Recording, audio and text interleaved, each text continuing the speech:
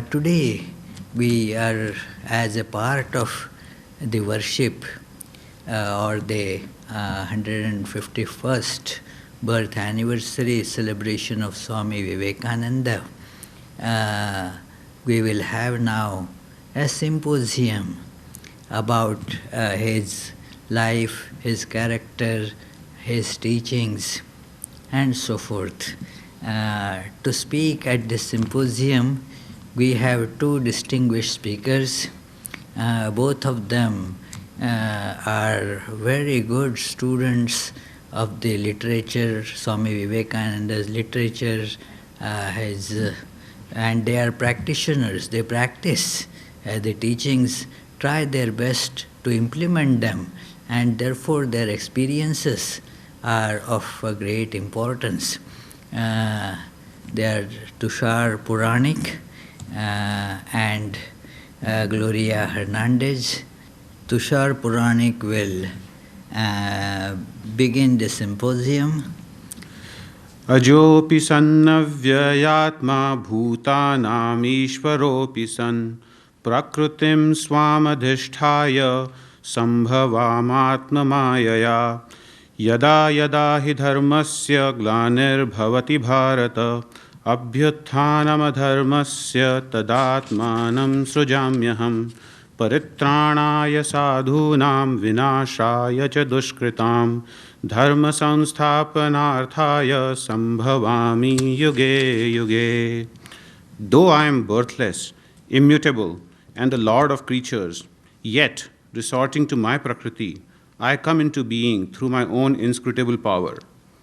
Whenever, O descendant of Bharata, righteousness declines and unrighteousness prevails, I manifest myself for the protection of the righteous and the destruction of the wicked, and for the establishment of religion, I come into being from age to age. So with this, I would like to start the symposium on the topic of resurrection of Swami Vivekananda. How Swamiji would resurrect in our own lives, as Swamiji pointed out. We recently celebrated Swami Vivekananda's 150th birth anniversary.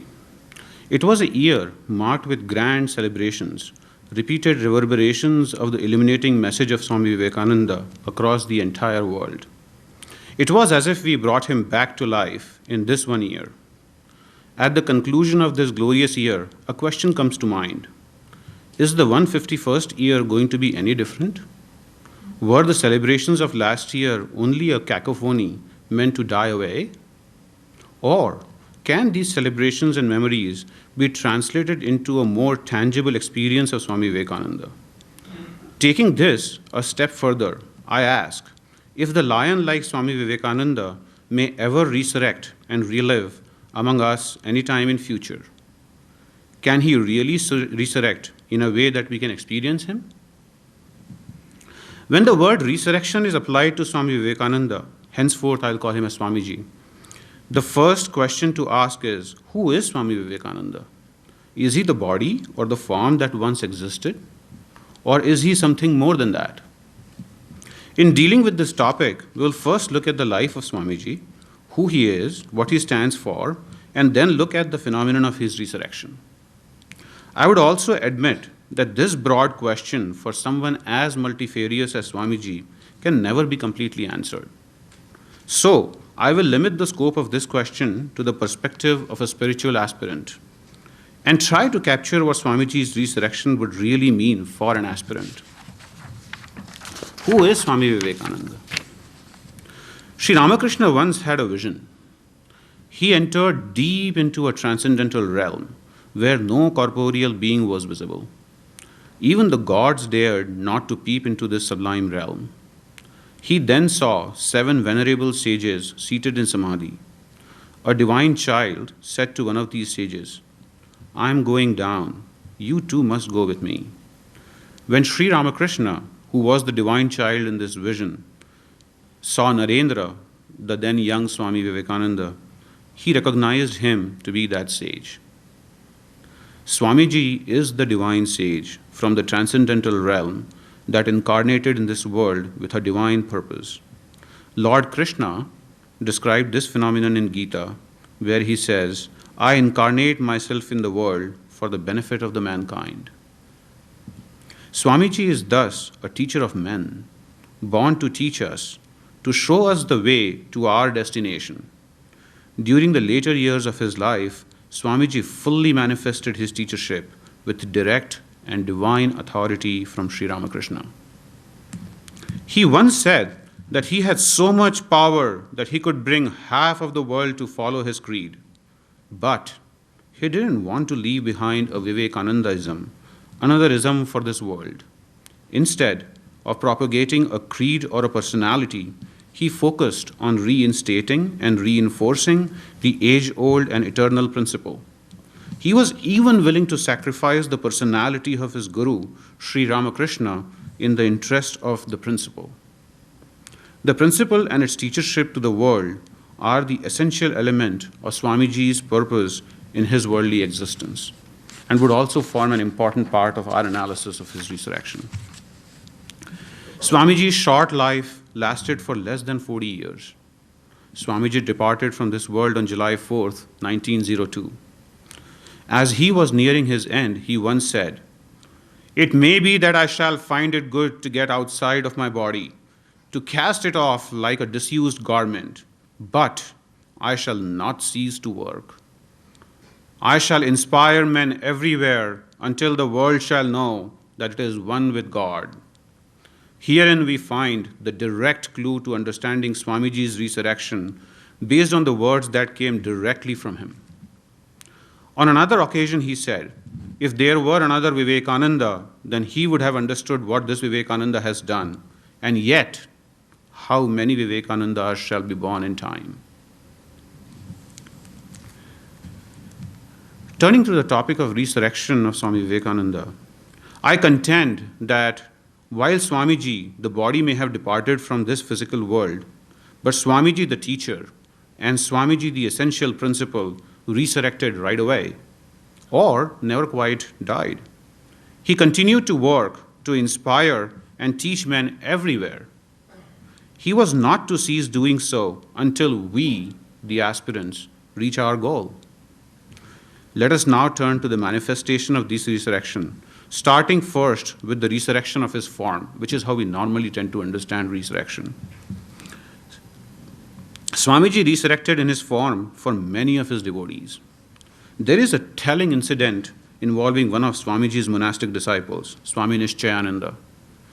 He was one of the Swamis who was involved in the initial forming of Kankal Ashrama, Sevashrama, and his service was really well recognized, was a new form of monasticism that everybody came to recognize. This was in 1934, when Swami Nishchayananda was about 69-70 years and was seriously ill with gastric ulcer. A few days before his passing away, he instructed his attendant, "Arrange 3 chairs side by side in front of me and burn incense sticks." After being helped to sit up, he offered his salutations in the directions of the 3 chairs. Later, when Swami Kalyanananda, his brother disciple, asked him about the chairs, Swami Nishchayananda said, "Sri Ramakrishna, Holy Mother, and Swamiji had come to see me. The chairs were for them." He didn't live too long after this particular incident. This incident illustrates the reality and resurrection of Swamiji's form, even years after his demise. However, Swamiji's resurrection is not an event, not even a number of such events, but an unending and continuous phenomenon.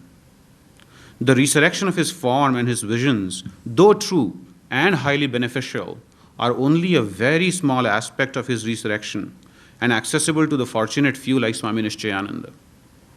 Swamiji himself encouraged people to go beyond the limitations of such visions and obsession with forms. Swamiji's resurrection, as he said, is our inspiration within and for all of us.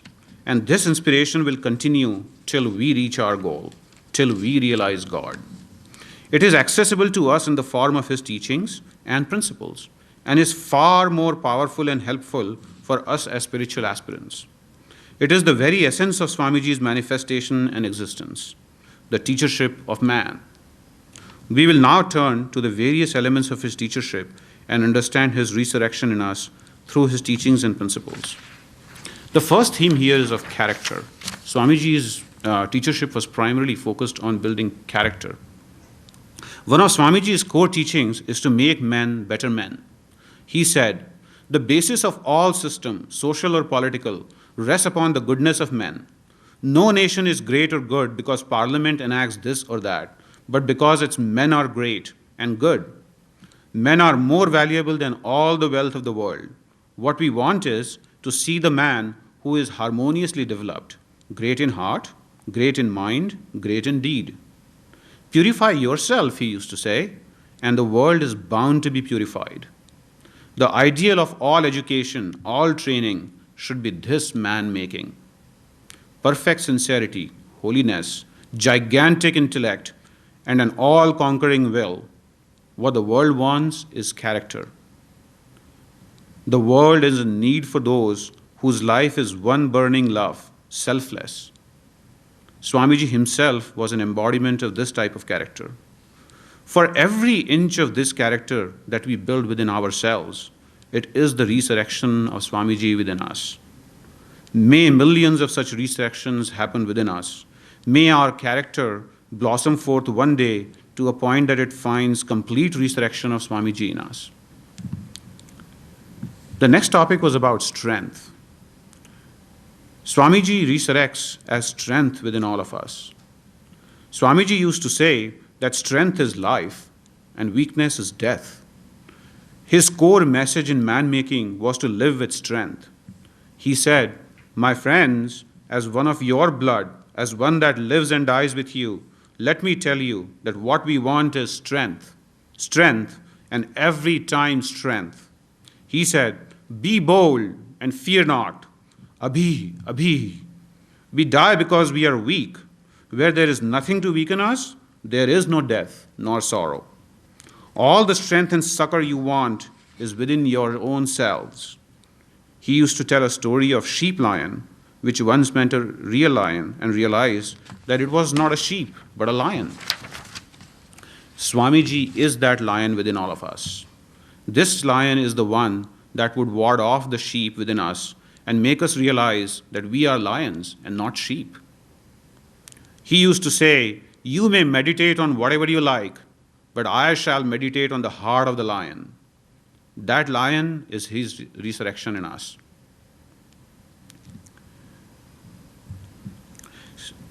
The third theme was around service of men. Swamiji uncovered spirit of service as a core path to building one's character and achieving everything in life. This was in fact one of the unique contributions of Swamiji towards the path of monasticism in particular and the path of devotion as well. He said, may I be born again and again and suffer thousands of miseries so that I may worship the only God that exists, the only God that I believe in, the sum total of all souls, and above all, my God the wicked, my God the miserable, my God the poor of all races, of all species, is the special object of my worship. He who sees Shiva in the pure, in the weak, and in the diseased really worships Shiva. Every little act of service with the recognition that it is the Shiva that we are serving is nothing but the resurrection of Swamiji in the common man. Just as he said, he is born again and again as the sufferer. When he resurrects this way, he gladly accepts our service and is even gladder that we chose to serve man in this way.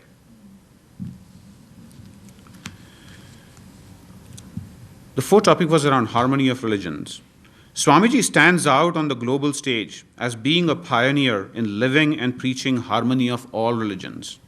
He taught that all religions are abstractions of the same supreme reality. He said, one fact stands out from all these different religions, that there is an ideal unit abstraction, which is put before us either in the form of a person, or an impersonal being, or a law, or a presence, or an essence. The goal of all religions is the same essence. He further said, we see various forms of religions in the world. It is a bewildering study, but it is not, as many of us think, a vain speculation. Amidst this chaos, there is harmony. Throughout these discordant sounds, there is a note of concord, and he who is prepared to listen to it will catch the tone. Swamiji was the personification of this note of concord. the harmony of religions. He verily lives as the essence and practice of every religion. That is where he has resurrected. It is important for spiritual aspirants to note that every aspirant, no matter what his or her path, is walking the path with Swamiji. An embrace and appreciation of the struggles of those walking on paths other than our own is an embrace of Swamiji himself. Finally, about divinity in men. We have heard Swamiji say that each soul is potentially divine. The goal of our life is to manifest this divinity. He said, "Try to conceive my existence. Shut the eyes and meditate. I. What is the idea before me? The body? The matter? The mind? No, the body will die.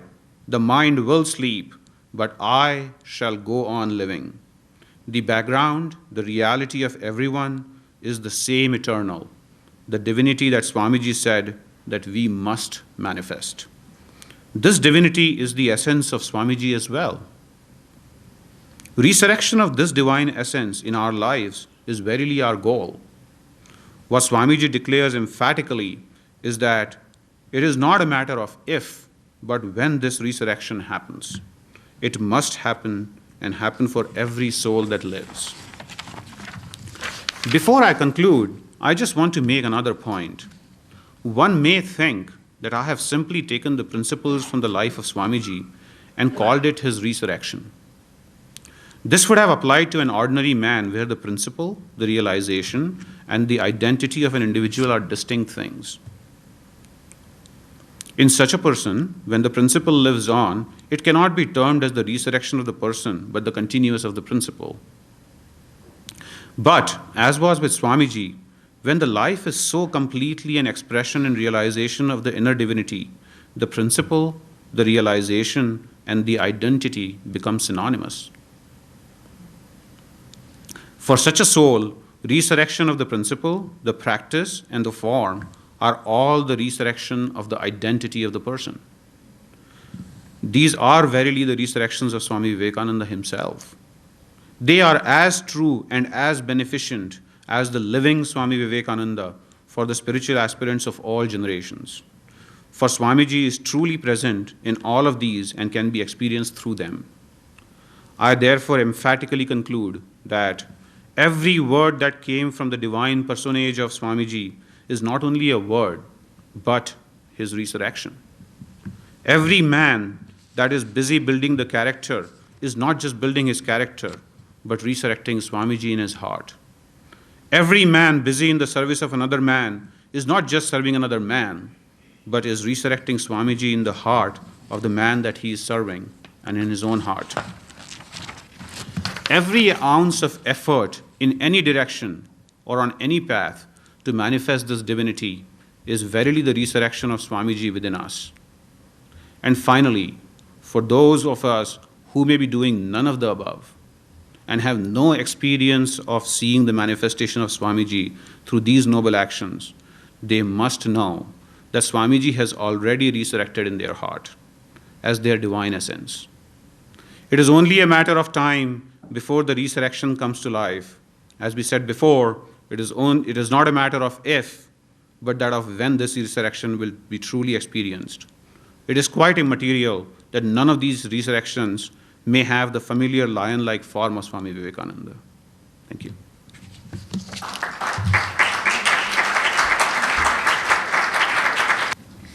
Thank you, dear Tushar.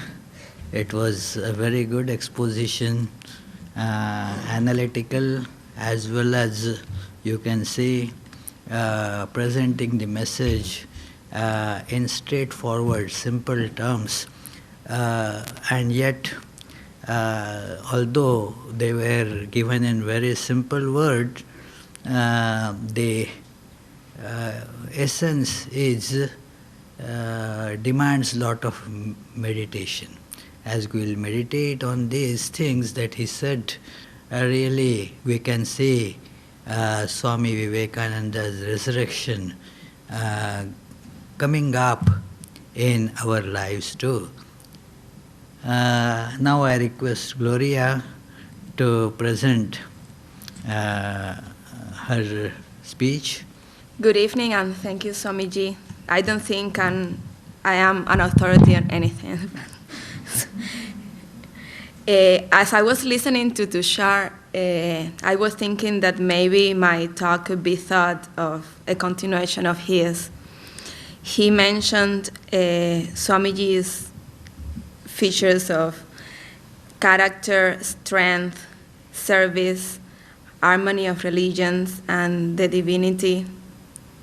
And I'm going to talk about Swamiji's loving surrender to the Divine Mother. I would like to explore with you some of the different phases of Divine Mother as represented in 3 poems by Swami Vivekananda. They are Kali the Mother, written after a visit to Kishir Bhavani Temple in Kashmir. Who knows how Mother plays, and the Sanskrit poem Amba Stotram, or the hymn to the Mother. These 3 poems represent a diverse imagery describing divine motherhood. For Swamiji, Mother is all about human nature, with all its possibilities and its limits. His devotion to Mother is far from idealistic. He does not exclude the tremble and the terror. He does not assume that it is easy to put our life at Mother's feet. Rather, he names the fear. He conveys the vertigo of uncertainty. He acknowledges that to love Mother is to hug the form of death, and still he chooses her because he finds no other choice. All Mother's qualities come together in Vivekananda's verses: the tender, protective Mother, the terrifying, destructive Mother, the uncertain Mother, the Mother that is always there for her children. And these apparent contradictions among the diverse features of motherhood are resolved by his confident surrender to Mother's will. Whether I succeed or fail, let Mom always be my way, writes Swamiji at the end of the Amba Stotram. In this way, Vivekananda makes of his poetic meditation on Mother a meditation on life, and he finds himself relinquishing to all that Mother as his very life brings his way. Now, I would like to invite you to an exercise of contemplating Mother's faces across these 3 poems by Swamiji. Each verse is a meditation that intends to provoke a specific glimpse of her. And I have chosen 4 topics to guide our reading. First, the ineffable or the unsayable Mother. Second, Mother the protector. Third, the terrifying Mother. And last, Mother as home and path. And I have selected different verses from the poems, and I will be going back and forth among the 3 poems. First, we're going to talk about the ineffable Mother. Swamiji begins his Amba Stotram with an interrogation. In Sanskrit, he says, Ka Tvam, who are you? Who are you, O auspicious, in whose hands dwell all the happiness and the unhappiness? His opening question evokes the exhaustion of names and the impossibility of naming. He let us know that every word that follows until the end of the poem is insufficient. This bewilderment finds echo in Who Knows How Mother Plays, where Swamiji asks, who knows, who dares, and what law, merit, freak, or will could give reason to Mother's mystery. Perchance a prophet you who knows, who dares, the depths where Mother hides. Who knows but Mother, how and where and when they come? Who knows what soul and when the Mother makes her throne? What law would freedom bind? What merit her will, guide her will? whose freak is greatest order, whose will resistless love. As we can see in the poem, such overabundance of questions about Mother's nature accentuates the impossibility of naming her, and with it, her own supremacy. Mother's presence for Swamiji is pervading and protean, affecting even his ability to think, imagine, or speak of her, and leaving us to wonder, why does he still insist in saying something?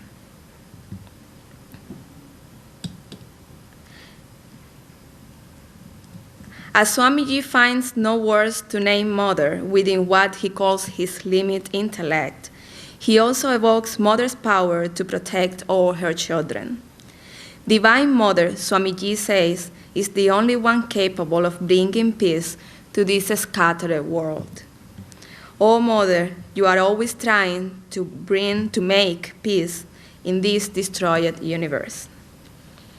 He also recognizes that it is Mother who bestows all pleasure and pain. And here I'm quoting from the Ambastotran, where he calls her Shubha Kare Sukha Dukkha Haste, O auspicious, in whose hands dwell all the happiness and the unhappiness. And he knows that it is she who protects every being without discrimination. Your compassionate glance falls alike in friends and enemies. Your tender hands touches the happy and the miserable.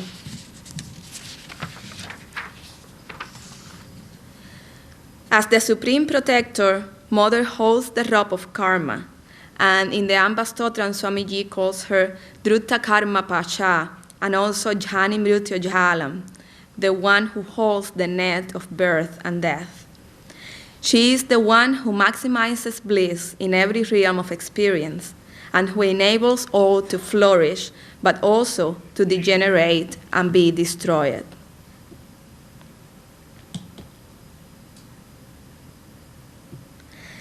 Witnesses say that Vivekananda wrote Kali the Mother during an ecstasy after a vision of Mother in Kishir Bhavani temple in Kashmir.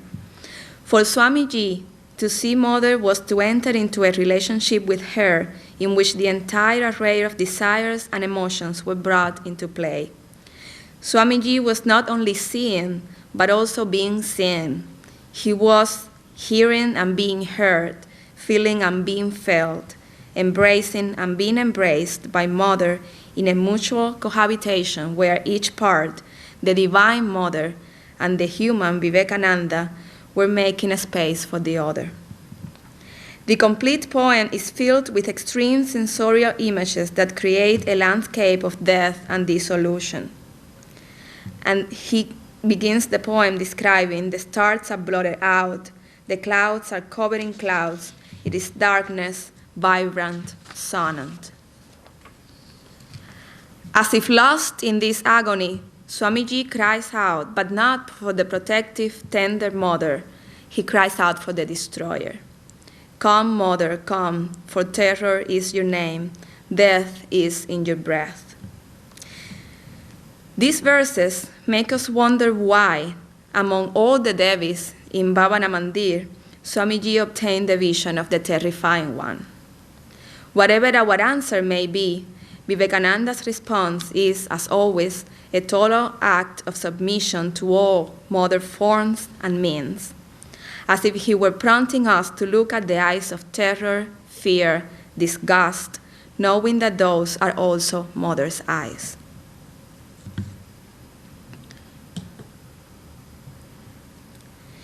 So overtaken by her terrifying figure, Vivekananda holds on to Mother as his only harbor. In many of the traditional inns to Mother, in the traditional Sanskrit literature, we find the word charanam, that is usually translated as refuge and shelter. But Swamiji's verses make us think of charanam and Mother as our home.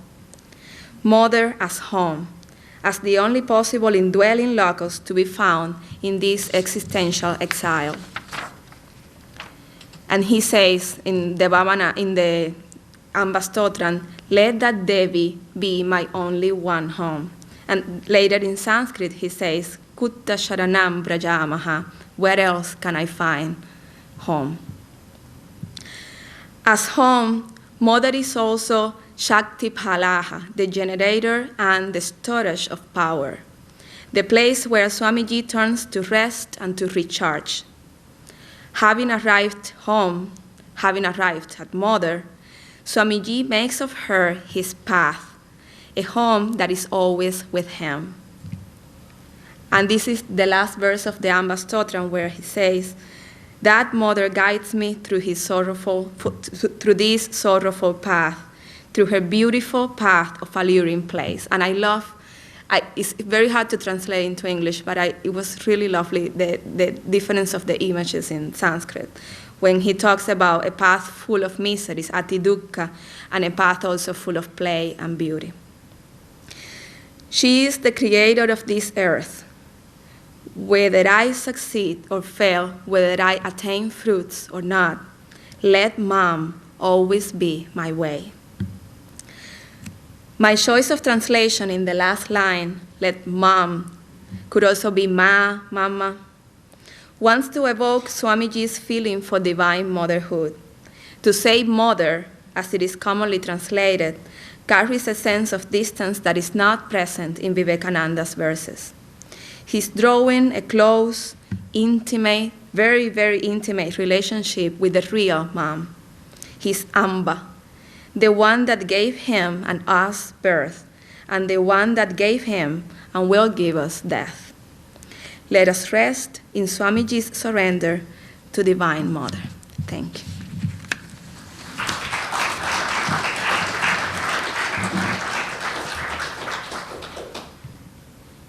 Thank you, Gloria. Dear friends, I feel fortunate to hear these two very beautiful expositions on the life and teachings of Vivekananda. The first talk by Tushar Puranik tells us that how practically we can use the message of Swami Vivekananda. The idea of resurrection is very important in Christianity, and he brings it out in essence here, the essence of the idea of resurrection, that really it has to resurrect in our heart. And what is the meaning of it? We should become like that. And whenever we are trying to become like that, whenever we are trying to emulate that example, then we are really resurrecting Vivekananda. Vivekananda is living through us.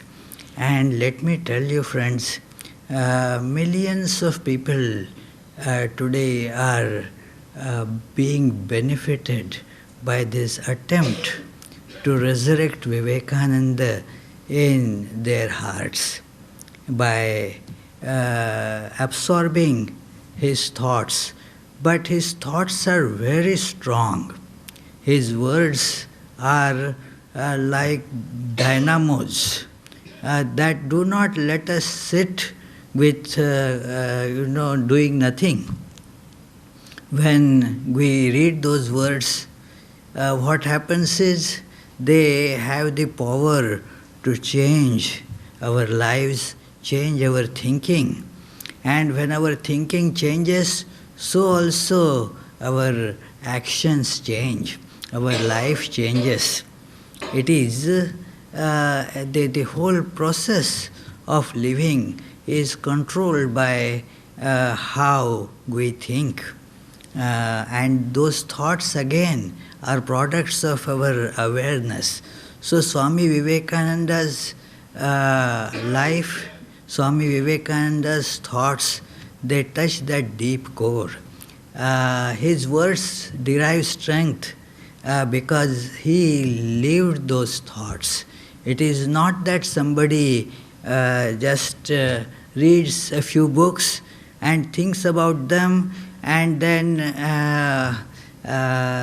speaks or writes some nice thoughts. But Swami Vivekananda's thinking actually was the outcome not just of his readings or of his thinking, but he actually lived like that. The strength of his message lies in his realization, in his experience, in his living. And that is why he could convey not only the words, but the conviction through those words. That requires the powerful experience behind those words. We also utter similar words. As Vivekananda himself says that many people can give wonderful speeches. But what happens? They do not stir a person to mold the life accordingly. Swami Vivekananda's words were backed by that experience. And when it is experience, then the words come as carrying the power of conviction. It is the words there are packages containing lot of power. Like the package, you have like capsules of medications. Now the capsules are similar. But what affects us is not the capsule, but the medication that goes in through that capsule. So, Swami Vivekananda's those words are capsules, similar to our words. But in our words, what is filled in? Well, our ignorance is filled in those capsules. Swami Vivekananda's experience of the true knowledge, true wisdom of the truths behind, that goes into us through those capsules, and thus it energizes us. As Tushar was mentioning, that the strength, the character building, the strong desire to change our life in the light of truth, that therefore comes to the readers of Swami Vivekananda. As one of his biographers, the great Nobel laureate, who is he? Roma Rola. Thank you, Ambalini. Ambalini is a great student of Swamiji's life, So, Roma Rola, he mentions about the complete works of Swami Vivekananda. And he says that although so many years have elapsed since this message was given, and look at the gap in the space, gap in the time, and still I cannot touch these books without feeling a shock like an electric current. That is what he mentions about Swami Vivekananda's works. Why? They are not just dry, glib words. They are packed with power. And if we really read it, you feel that strength, that power, that conviction that I also will be able to mold my life accordingly. Each of us has that power, and Vivekananda awakes that power, enlightens that thing in us, and we are then guided on to that path. And thus, whenever, as Tushar very beautifully pointed out, that when we are trying to mold our life in these lines, we are resurrecting Vivekananda in us, and let us decide firmly that we want to do that. And Gloria took the discussion to another level actually, bringing out that Swami Vivekananda's that great feeling and experience about mother. It was to the readers of Life of Swami Vivekananda, you can see that it was a big turning point in his life when he was coming as a young man to Sri Ramakrishna and was not believing, was not accepting Divine Mother. He used to poo-poo Sri Ramakrishna, ridicule him, that, hey, what is there that it is you worship Divine Mother? What is it? Nothing. But as the circumstances changed in his life, he wanted Sri Ramakrishna to pray to Divine Mother so that his financial situation at home will change a little bit for better. And Sri Ramakrishna says to him, well, I cannot ask such things to Divine Mother. Why don't you go and ask? You don't believe in her, so that is why you are having these problems. But you go and ask. She grants whatever these things are you need. She will certainly give you. I tell you, whatever you ask, she will give you.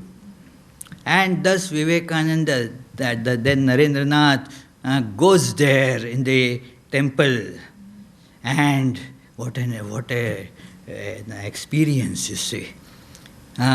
He sees the Divine Mother present and forgets what he came to ask.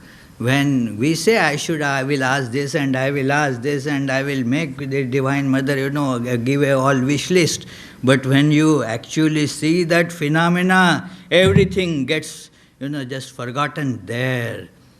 He stood there and prayed to Divine Mother, give me the discernment, discrimination, knowledge, wisdom and devotion, and so forth, and came away. Sri Ramakrishna asked, hey, did you ask?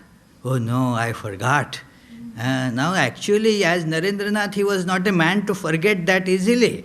A person of great memory, a lot of intellectual and behavioral, tremendous stability and balance. He forgets not an ordinary phenomena.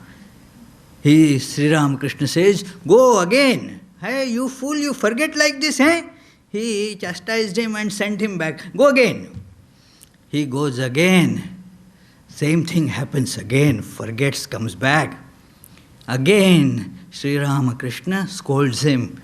Hey, what a fellow you are. Such a simple thing, you go there and you forget. Huh? And this time Narendranath decides that he will not forget. And goes there. And then sees that Divine Presence there.